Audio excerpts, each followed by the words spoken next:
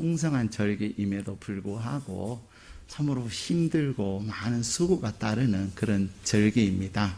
그래서 추석을 지내신 여러분들에게 You Raise Me Up 이라는 노래를 먼저 여러분에게 보여드리고 말씀을 나누도록 하겠습니다. 제가 설교를 준비하는데 어떤 분이 자기는 이 노래를 너무 좋아한다는 거예요. 근데 제가 가만히 생각을 하니까 오늘 설교 말씀과 너무나도 내용이 비슷하고 또 유튜브에 가면은 You Raise Me Up이라고 하는 노래가 어마어마하게 많이 올라와 있어요. 그래서 이렇게 검색을 하는데 특별히 이분의 노래가 오늘 설교의 내용과 너무 비슷한 멘트들이 있어서 You Raise Me Up을 여러분에게 들려드리면서 또 함께 은혜를 나누면서 말씀을 나누려고 합니다. 여러분 이번 추석을 지내시면서 어떠셨습니까? 오늘 주일 말씀을 준비하면서 우리가 명절은 참 좋은 날이에요. 또 풍성한 날이고 행복한 날이고 즐거운 날임에도 불구하고 추석을 지나면서 의외로 마음의 상처를 입는 경우들이 꽤 많습니다. 많은 분들은 아니겠지만 혹 마음의 상처를 받으셨거나 또 마음에 힘든 분 계셨다면 오늘 하나님께서 여러분의 마음을 일으켜 세워 주실 것이라고 믿습니다. 뿐만 아니라 추석이 아니어도 우리는 살아가면서 이런저런 여러 상처들을 받으면서 살아갑니다. 그래서 요즘 마음의 상처를 받아서 고민하는 사람들이 점점 많아집니다. 심지어는 가해자도 상처를 받고 또 피해자도 상처를 받습니다. 그래서 러시아의 작가 톨스토이는 사람은 저마다 자기의 십자가를 지고 자기의 인생을 살아간다 이렇게 이야기합니다. 우리는 상처를 받는 여러 가지로 상처를 받는데요. 뭐니 해도 부모와 자녀로 인해서 부모들에게는 자녀들을 통해서 상처를 받습니다. 그래서 어릴 때 매를 맞고 들어올 때는 자녀 때문에 속이 많이 상하기도 합니다. 또 공부를 못하는 자녀 때문에 속상할 때도 있고요. 또 자기 자녀가 다른 집 아이들과 비교될 때 또 속이 상합니다. 뿐만 아니라 자녀 입장에서도 속이 상할 때가 많지요. 뭔가 자꾸만 열등감에 빠져서 속이 상하거나 또 다른 친구들보다 자기가 더 못해 보이는 그런 것으로 인해서 속이 상하기도 합니다. 누군가에게 무시를 당하거나 심지어 부모에게 인정을 받지 못하는 것 때문에 마음의 상처를 입는 경우들도 많습니다. 그뿐만 아닙니다. 부부간에도 마음이 상할 때가 많아요. 남편이 아내를 인정해 주지 않을 때 굉장히 아내는 상합니다. 여러분들은 식탁에 앉아서 여러분들이 여러분의 아내들을 제일 잘 인정해 줄 수 있는 것 중에 하나가 뭔지 아세요? 밥을 먹고 정말로 밥을 맛있게 잘했다고. 특히 여기 계시는 남성분들 식사하시잖아요. 꼭 그렇게 하시겠지만 더 리액션을 크게 하셔서 진짜 맛있다고. 저희 집 아이들이 그런 얘기를 해요. 엄마는 너무 요리를 잘해.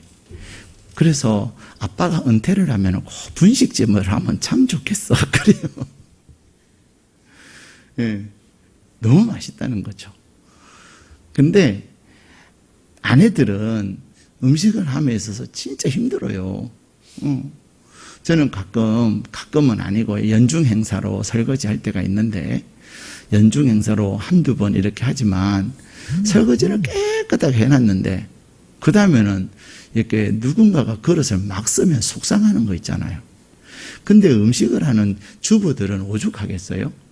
그렇기 때문에 이렇게 맛있다고 해줘야 되는데 오늘은 짭네, 오늘은 싱겁네, 뭐가 덜 들어갔네 이런 얘기하면 정말로 아내들은 속상해요. 말을 안 해서 그렇지 속으로 네가 해봐 그런 마음이 들 거예요. 뿐만 아니에요. 또 남편들도 아내들도 남편을 많이 인정을 해 주셔야 돼요. 자, 세상에 역시 나의 선택은 탁월했다고, 당신밖에 세상에 위대한 사람이 없다고, 훌륭하다고, 고맙다고, 자, 역시 나는 눈이 있다고, 보는 눈이 있다고 이러면서 남편들을 인정해 줄 때 남편들은 그냥 구름 타고 둥둥 떠는 것 같아요. 근데 명절을 지나다 보면은 아내들도 힘들고요, 남편들은 더 힘들대요. 요즘은. 옛날에는 명절을 앞두고 여성들이 명절 증후군이 있고 명절에 스트레스를 엄청나게 많이 받잖아요. 근데 요즘은 아내들이 40%라고 하면 남편들은 60%의 스트레스를 받는다고 합니다. 근데 왜 그러냐? 남편들 또한 이제는 해야 될 일이 많은 거죠. 거기다가 아내들은 명절을 지나면서 막 쌓인 스트레스 누구에게 풀어요? 남편들에게 이렇게 하소연을 한단 말이에요. 남편에게 내가 이렇게 힘들었다고 이렇게 하소연을 하면 남편들은 또 그것을 잘 받아줘야 되는데, 그래 얼마나 고생했냐고, 내가 다리라도 주물러 주겠노라고, 어깨라도 좀 주물러 주고 이러면 좋은데 뭐 남들 다 하는데 그것 가지고 그래? 이러면은 이제 뒤집어지는 거예요.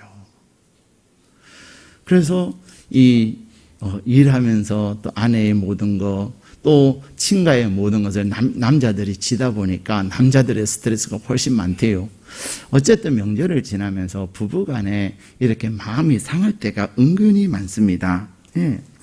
뭔가를 잘 하려고 했던 일들이 오히려 마음을 상하게 할 때가 꽤 많아요.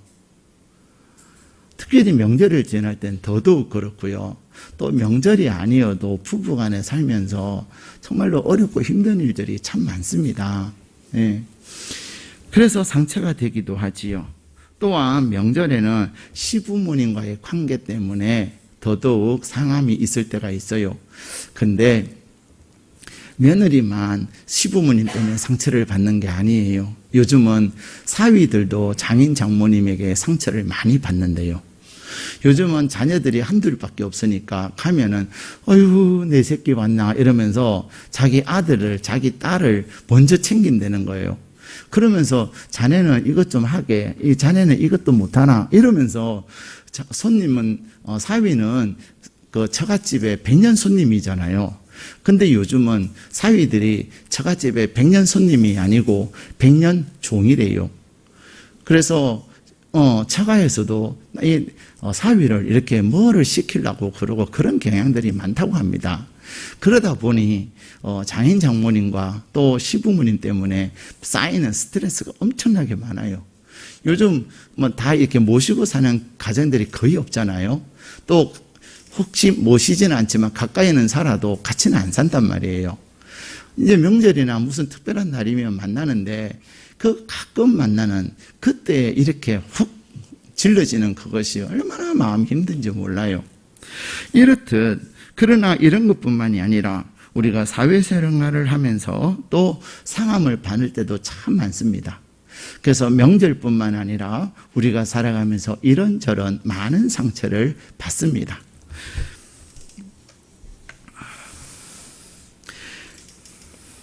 그래서 스위스의 유명한 정신의학자인 폴 트루니에는 이런 얘기를 합니다. 인간 치유의 심리학이라는 책에서 사람은 상처를 받으면 반응을 하는데 첫 번째 반응이 뭐냐면요, 고통을 당한다는, 아픔이 있다는 거예요.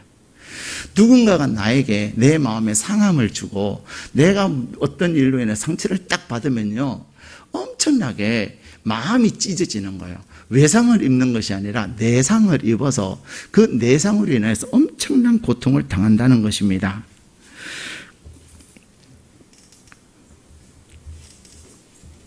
그래서 우리가 누군가에게 상처를 받을 때 그 상처로 인해 다가오는 고통이 엄청나게 큰 거지요.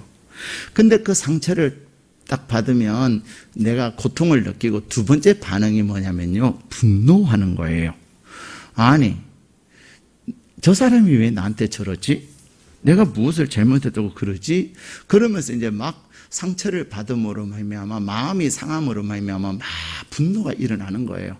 그래서 어떤 사람은 그 분노를 참지 못해서 싸우기도 하고 소리 지르기도 하고 심지어는 집어 던지기도 해요. 그러나 세 번째 반응은 뭐냐면요, 시간이 지나고 나면 아 그랬구나. 근데 그것이 빨리 되어지면 얼마나 좋겠어요. 세월이 지나고 났어요.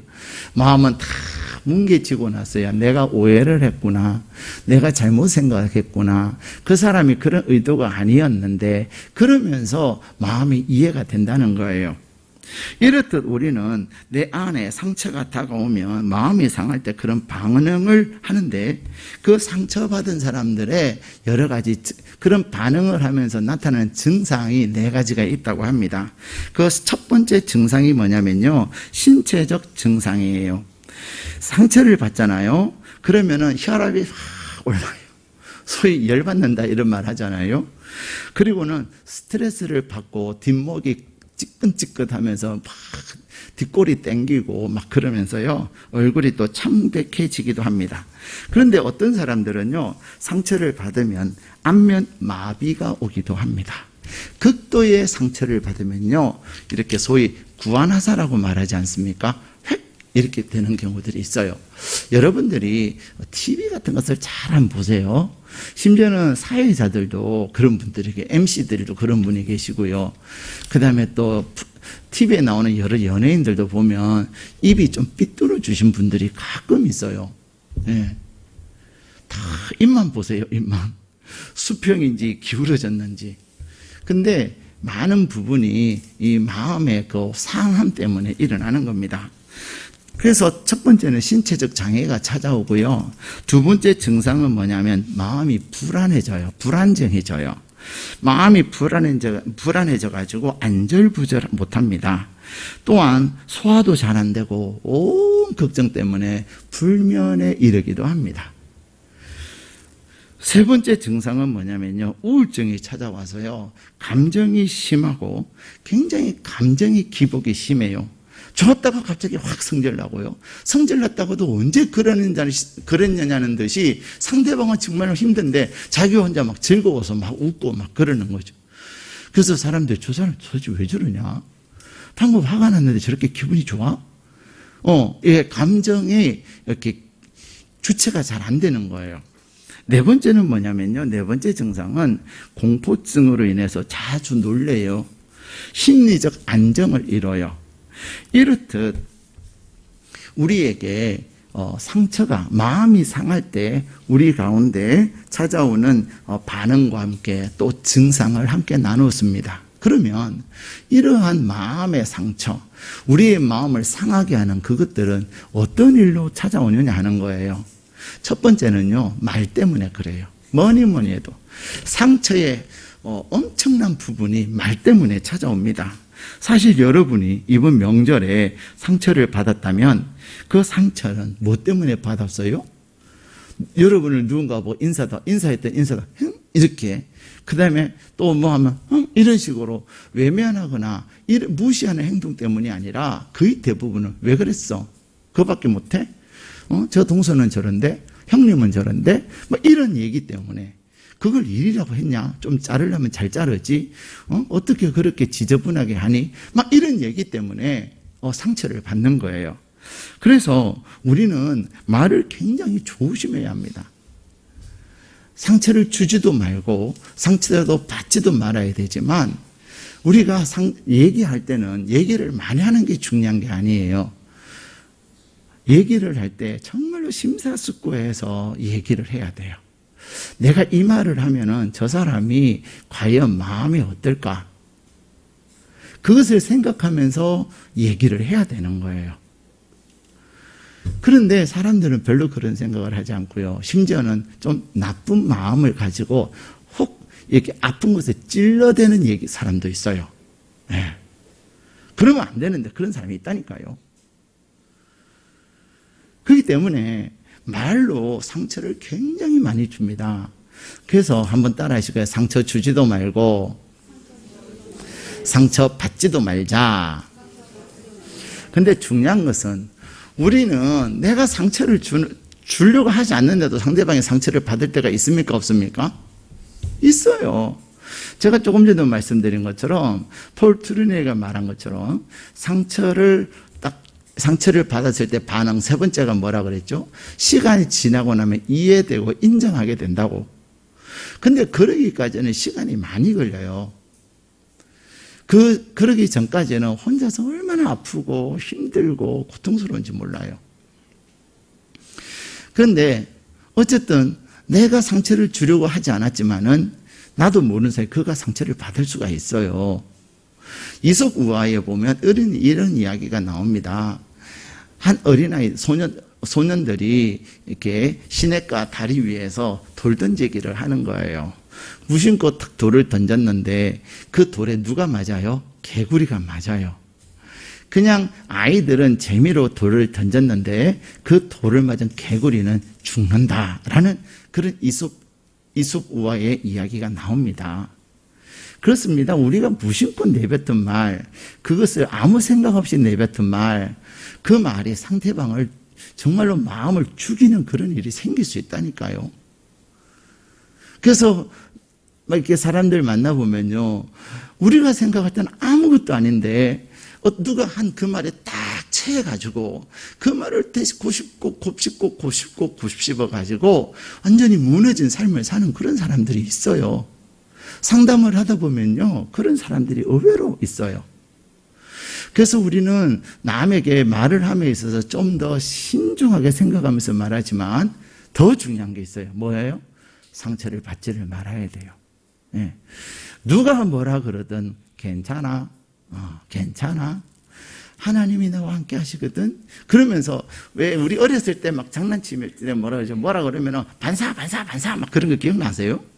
그런 것처럼 누군가가 나에게 주는 상처 같은 말, 내 마음에 상처가 될 것 같은 그런 말, 그런 것들을 다 반사 튕겨 버려야 되는 거예요. 근데 그게 쉽지 않아요. 두 번째, 우리는 언제 상처를 받냐면요, 아플 때 상처받아요. 네. 당신은 지금 이런 병이 있습니다 하는 이야기를 들을 때요, 마음에 상처가 확 생겨요.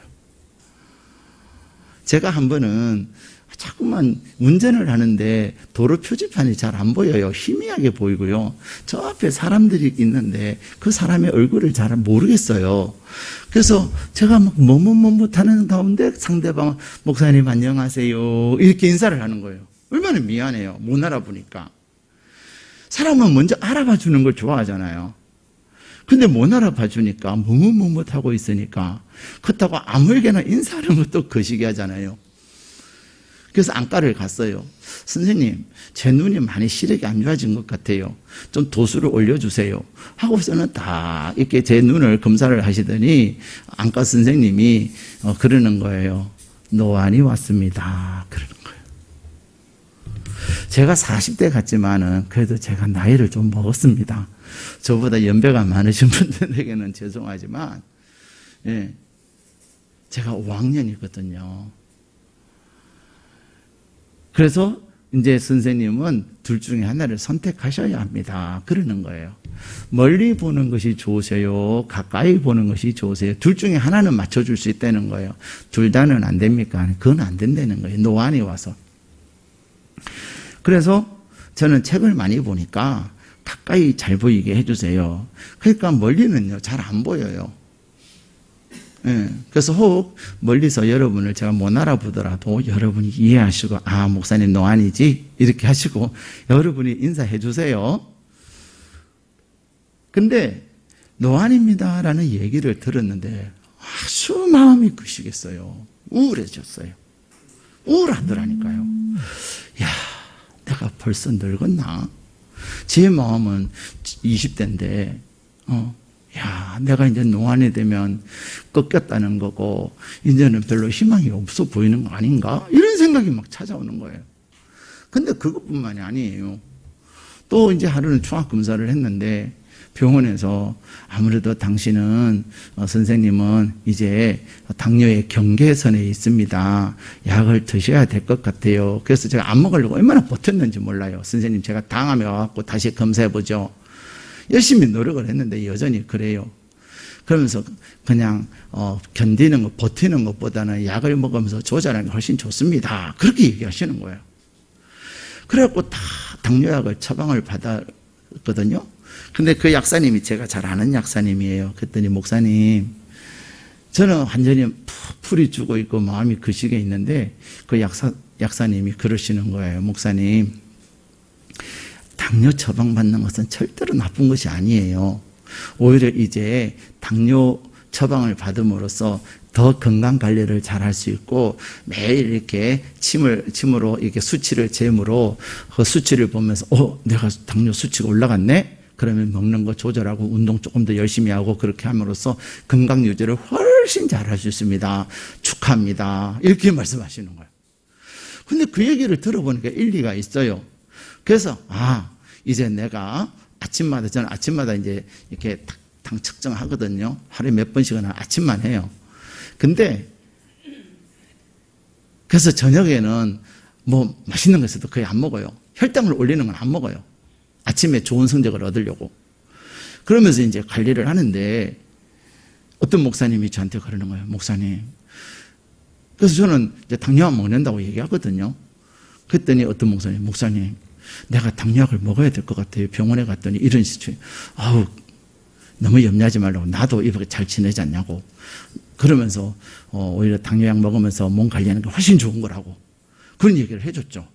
그래서 우리 목사들끼리요, 그런 얘기를 해요. 당회원이 되셨네? 축하해요. 그런 얘기를 해요. 여러분, 당회원이 뭔지 아세요? 이제 교회 안에는 여러 기구가 있는데, 당회가 있고, 재직회가 있고, 공동의회가 있는데, 이 당회는 목사와 장로님들이 이렇게 회의하는 회의체를 당회라고 합니다. 근데, 이제 우리끼리 당뇨에 걸린 목사들의 모임, 그래서 당회원, 이렇게 해서, 당회원 왔네? 이러면서 막 우스갯소리를 하죠. 근데 사랑하는 여러분, 저는 그냥 이렇게 노안이나 당뇨나 이런 얘기를 말씀을 드렸지만, 암의 진단을 받는다든지 또 다른 어떤 굉장히 힘든 그런 진단을 받으면요, 마음이 어마어마하게 힘들어지신대요. 예. 근데 우리가 그럴 때, 이렇게 마음이 상해집니다. 뿐만 아니라, 우리가 누군가에게 배신을 당할 때 또 마음의 상처를 받습니다. 내가 믿었던 사람인데 나에 대해서 이렇게 나쁜 이야기를 하고 다니는 것. 나는 그 사람에 대해서 좋은 일만 해주고 잘 배려해주고 이렇게 잘해줬는데 그 사람이 알고 보니까 나에 대해서 나쁘게 얘기하더라는 거죠. 근데 여러분, 말이라고 하는 것은요, 반드시 돌고 돌아서 내가 말한 그 사람의 귀에 들어간다는 사실을 꼭 아셔야 돼요. 그래서 저는 가끔 그런 얘기를 해요. 여러분, 당신이 입으로 말을 반대로 얘기하세요. 그래요. 저 사람 나한테 잘 안 해주는데 나한테 잘 해준다고. 그러면 그 사람한테 들어가겠어요? 안 들어가겠어요? 들어가지요. 들어가면 잘해준다고 말하니 기분이 좋아서 더 잘해줄 것이고, 혹 진짜 잘 못해주는 사람이라고 한다면 찔려서 더 잘해준단 말이에요. 나는 잘못해주는데 저 사람은 나를 잘못한다고 말하지 않고 잘해준다고 얘기하는구나. 그러면서 진짜 잘해준다니까요. 우리는 하나님 안에서 지혜가 있어야 돼요. 예. 특히 말 많이 하는 사람들이 있잖아요. 그죠? 말을 마음에 못 담아두는 사람이 있어요. 막 말하고 싶어갖고. 그런 사람들에게는 저 사람은 나의 나팔수구나 생각을 하고 좋은 얘기를 해야 돼요. 좋은 얘기하면 그 사람은 다니면서 한 목사님은 이렇게 잘해줘, 이렇게 좋아, 막 자랑한다니까요. 근데 저 사람은 왜 저리 가볍냐, 마음에 못 담아두네, 이런 얘기만 하면요, 오히려 그것이 돌고 돌아서 그 사람에게 돌아가요. 그러면 관계가 나빠진다니까요. 그런데 의외로 사람들은요, 배신을 많이 합니다. 예. 그래서 내가 믿었는데 배신을 당할 때 우리는 얼마나 상처를 크게 입는지 몰라요. 네 번째는요, 누군가에게 내가 불이익 당할 때 상처를 받습니다. 오늘 우리에게 주신 본문의 말씀에 보면은, 오늘 시편 143편은 다윗의 시 이렇게 되어 있지만, 이 성서학자들은 다윗이 이 143편을 쓴 배경이 뭐냐? 그 배경은 바로 그의 아들 압살롬에게서 쫓김을 당할 때 지은 시다, 이렇게 성서학자들은 이야기합니다. 아버지가 아들에게 왕위를 빼앗기고, 그리고 아버지는 왕궁에서 쫓김을 당해서 지금 피난 생활을 하는 가운데서 이 시를 쓰고 있는 거예요. 그래서 오늘 본문의 4절 같이 읽겠습니다. 시작. 그러므로 내 심령이 속에서 상하며 내 마음이 내 속에서 참담하나이다. 아멘. 사랑하는 여러분, 다윗은 오늘 143편 1절에 여호와여 내 기도를 들으시며 내 간구의 귀를 기울이시고 주의 진실과 의로 내게 응답하소서. 그가 정말로 마음이 상한 후 마음이 무너지는 그 상황 속에서 그는 그의 그 마음을 누구에게 쏟아놓고 있어요? 하나님께 쏟아놓고 있다는 것입니다. 그렇기 때문에 우리의 마음이 상할 때, 여러분의 마음이 상할 때 꼭 그 상함을 가지고 하나님 앞에 기도해야 합니다. 오늘 다윗이 그가 아들에게 쫓김을 당하며 심지어는 사람들에게 손가락질을 바르며 얼마나 마음이 힘들겠어요. 그러나 그 상황 속에서 다윗은 대적하지 아니하고 자기를 욕하는 사람을 향하여서 자기의 부하가 가서 왕이시여 제가 저 인간을 잡아 죽일까요? 아니다, 내버려둬라. 그러면서 그는 피난길을 가고 있는 거예요. 그러나 중요한 것은 그가 자포자기하는 것이 아니라 그 마음에 상함을 주는 많은 대상들을 대하여 하나님께 기도하고 있다는 것입니다. 그가 마음이 상하여 참담해지는 상황에 이르렀지만 그럼에도 불구하고 하나님께 기도하고 있다는 것입니다. 사랑하는 여러분, 우리는 마음이 상하면 어떻게 해요? 어떤 사람은 노래방 가가지고 신나게 노래를 불러요. 근데 그러다가 입이 이누가를 가는 거예요. 너무 세게 불러. 막 신경질 나고 마음에 속에 답답하니까 막 노래. 사람들이 화가 났을 때, 마음이 상했을 때 제일 많이 부르는 노래가 소양강천녀랍니다. 예, 통계에 그렇대요. 근데 그렇게 목 놓아 부르고 나서는 고막이 찢어지는 것 같아가지고 입이 이누가 간다니까요. 어떤 사람은요, 너무 마음이 상하면 또 뭐 하죠? 주로 술을 많이 마시잖아요.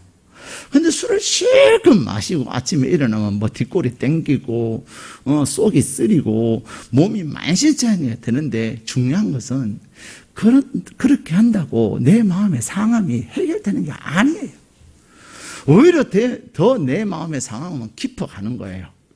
근데 오늘 하나님은 우리가 명절을 통해서 혹 여러분 마음의 상함이 있으셨거나 또 명절은 즐겁게 지냈지만 여러분이 지금까지 살아오시면서 여러분의 마음에 어떤 상처나 마음의 상함이 있으셔서 순간순간 생각나고 어떤 그림만 봐도 생각이 나고 어떤 소리만 들어도 생각이 나는 그런 마음의 상처가 있다면 오늘 여러분들께서 이제는 You raise me up 하십시오.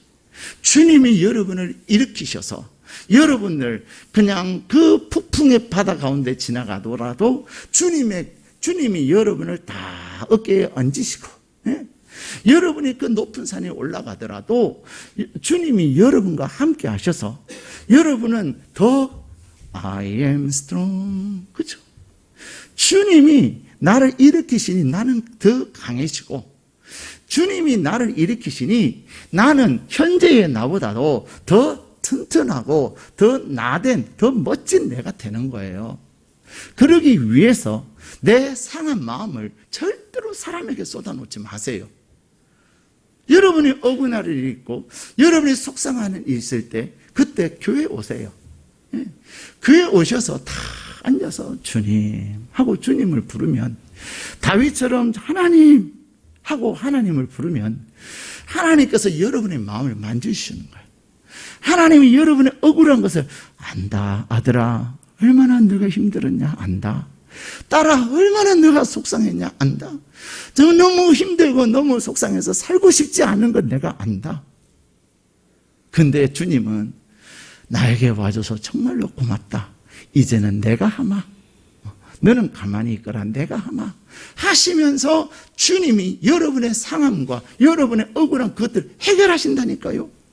오해가 있었다면 오해한 그 사람이 여러분에게 미안하다고 말을 하고 여러분을 그냥 은근히 미워하고 내놓고 미워했던 사람 여러분을 향해서 미안하다고 말하고 그러면서 관계를 회복시키고 오히려 여러분을 더 강하고 여러분을 더 높이 세우시는 하나님을 경험하게 되는 것입니다. 마치 친정 어머니들은 자기 딸에게 얼마나 잘해요. 특히 며느리, 딸들이 언제 친정을 오죠? 기분 좋을 때도 오지만 속이 상하고 힘들 때 마음의 고향이 바로 친정이잖아요. 그렇죠? 근데 친정에 가면은 친정 어머니가 그 좋은 거 다 해주면서 마음이 힘들지. 그러면서 어머니가 또 옛날 시집 생활하면서 힘들었던 이야기 해주면서 위로해주고 감싸주고 또 들어주고 격려해주고 그러잖아요. 우리 하나님은 여러분이 하나님을 향하여 나와서 여러분의 마음의 상함과 여러분의 마음의 억울함과 여러분의 마음의 그 고통을 다 내어놓으면 친정 어머니와는 비교할 수 없는 하나님의 놀라운 은혜를 더하여 주시는 줄로 믿습니다. 더 나아가서 오늘 본문에는 이렇게 말씀하십니다. 자, 5절 같이 읽겠습니다. 시작. 내가 옛날을 기억하고 주의 모든 행하신 것을 읊조리며 주의 손이 행하는 일을 생각하고. 여러분이 하나님 앞에 나와서 기도하되 어떻게 기도해요? 옛날에 하나님께서 나에게 베푸르신 그 은혜들을 한번 생각해 보세요. 지금 내가 겪고 있는 상처, 지금 내가 겪고 있는 마음의 상함, 배신, 억울함, 그것들 이전에도 내가 그런 경험들이 있었을 거예요. 그때 하나님께서 나를 도우시고 그때 하나님께서 나에게 놀라운 일을 행하셨단 말이에요. 나의 과거에 행하신 그 하나님의 손길들을 기억하면, 묵상하면, 생각하면 내 마음에 소망이 생기기 시작하는 거예요.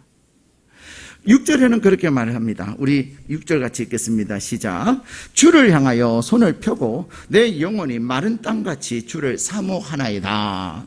내 마음이 상할 때 우리는 제일 먼저 뭐 해야 된다고요? 하나님 앞에 기도해야 합니다. 하나님 앞에 내 마음을 쏟아놔야 돼요.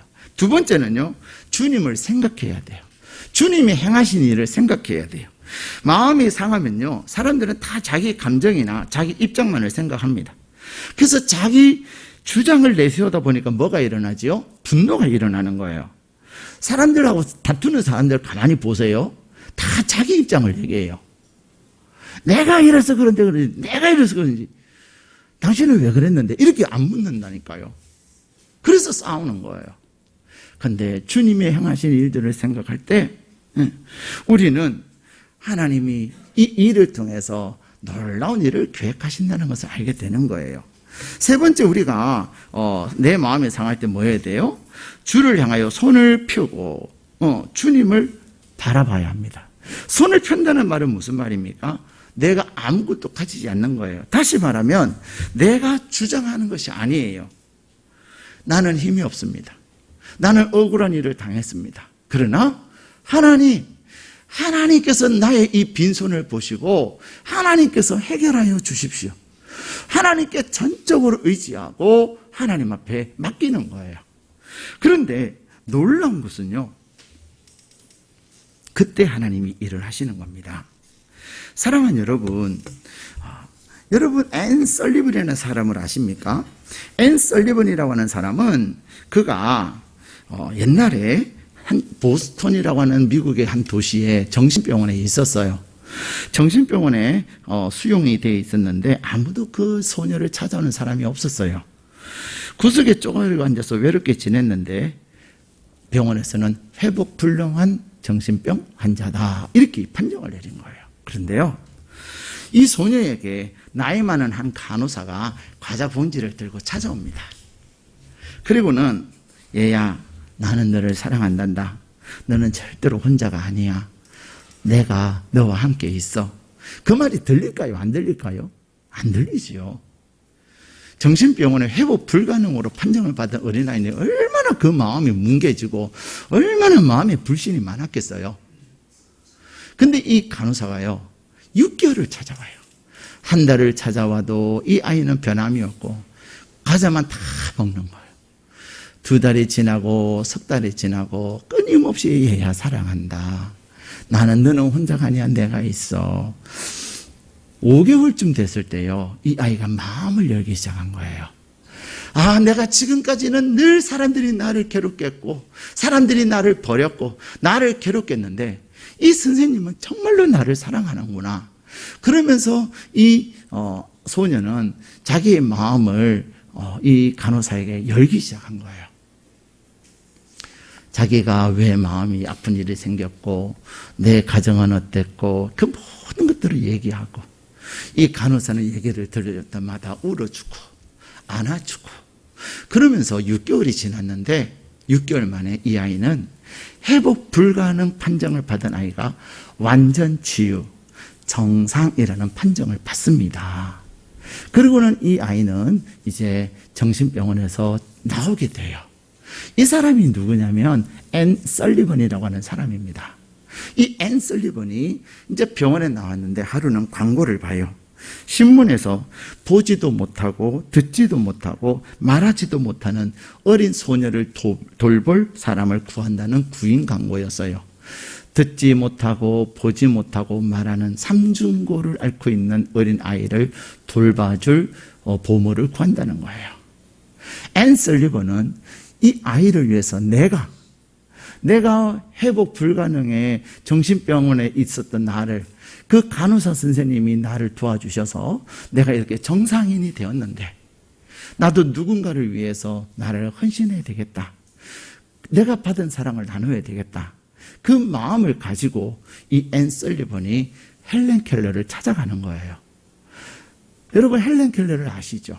또 앤 설리번이라고 하는 선생님을 아시죠? 그래서 하루는 이 앤 설리번 선생님이 인터뷰를 하게 됩니다. 당신은 어떻게 그렇게 훌륭한 일을 해낼 수가 있었습니까? 라고 묻자 앤 설리번 선생님은 나도 사랑을 받았기 때문에 사랑을 줄 수 있었습니다. 사랑하는 여러분, 우리가 마음의 상함을 받는 것은 그냥 우리가 무너지고 우리가 그냥 쓰러지도록 내버려 두는 것이 아니에요. 우리가 상함을 받는 그 상함을 통하여서 하나님은 우리와 함께 하시고 함께 하시는 하나님께서 그 상함을 치유해 주시는 거예요. 오늘 이 시편 143편을 쓴 다윗은 한때는 블레셋에 도망을 갔다가 이 블레셋에서 그가 자기의 신분이 드러납니다. 그래서 블레셋 왕에게 발각이 됐을 때 자기의 생명을 부지하기 위해서 다윗은 어떤 행동을 하냐면요, 미친 척해요. 침을 질질 흘리고 헛소리를 하면서, 그러면서 그 순간을 모면하면서 다시 유대 땅으로 돌아옵니다. 그런 사람들에게 수없이 많은 고통을 당하고 아픔을 당한 다윗이지만 그는 늘 하나님과 함께함으로 말미암아 그의 상하고 그의 힘들었던 마음을 하나님께 쏟아 놓았더니 하나님께서 다윗을 위대한 이스라엘의 성군으로 삼으신 거예요. 여러분 주변에 위대한 일을 하는 사람들, 그 다음에 성공한 사람들 보세요. 아무 어려움 없이 문제 없이 자란 사람 한 사람도 없습니다. 그들은 그들의 삶 가운데서 일어나고 있는 수많은 마음의 상처들, 그들의 삶 가운데서 수많은 마음의 상함들, 그것들을 해결하고 나서야 비로소 위대한 사람들이 되는 거예요. 위대하지는 않을는지 몰라도 저와 여러분을 향하신 하나님의 놀라운 뜻은 저와 여러분이 여러분의 마음에 얼마나 고통이 있고 여러분의 마음에 얼마나 상함이 있고 여러분의 마음에 얼마나 상처가 있습니까? 다 있습니다. 상처가 너무 깊으면 살고 싶지 않아지는 거죠. 상처가 너무 깊으면 벗어나고 싶어지는 거죠. 그러나 우리는 충분히 그것을 극복할 수 있는 통로가 있는 거예요. 그가 누굽니까? 여러분의 하나님이십니다. 오늘 예배의 자리에 부르신 그 하나님께서 여러분을 치유하시고 여러분을 회복시키셔서 여러분을 위대한 하나님의 사람으로, 다윗과 같은 성군으로, 앤 설리번과 같이 위대한 하나님의 사람이 되는 것입니다. 그러기에 혹 여러분이 이번 명절을 통해서 마음의 상처를 받으셨습니까? 그 상처 오늘 하나님 앞에 다 쏟아 놓으세요. 이 명절에는 잘 지내고 행복하고 즐겁게 지냈지만 여러분의 마음에 순간순간 생각나는 어떤 상처들이 있습니까? 그 상처들 오늘 하나님 앞에 쏟아 넣으세요. 하나님, 나 그 사람만 생각하면 몸서리가 쳐지고 어떤 그 상황만 내가 생각이 나면 몸이 부르르 떨립니다. 잠이 오지 않습니다. 하나님, 내 마음의 상함을 하나님께서 나와 함께 하셔서 회복시켜 주시고 씻어 주십시오. 여러분이 기도할 때 오늘 여러분을 예배의 자리에 부르신 하나님께서 여러분을 온전히 새롭게 하셔서 위대한 하나님의 사람으로 다시금 거듭나는 은혜를 더하여 주실 줄 믿습니다. 그 은혜가 오늘 저와 여러분에게 가득하시기를 주님의 이름으로 축복합니다.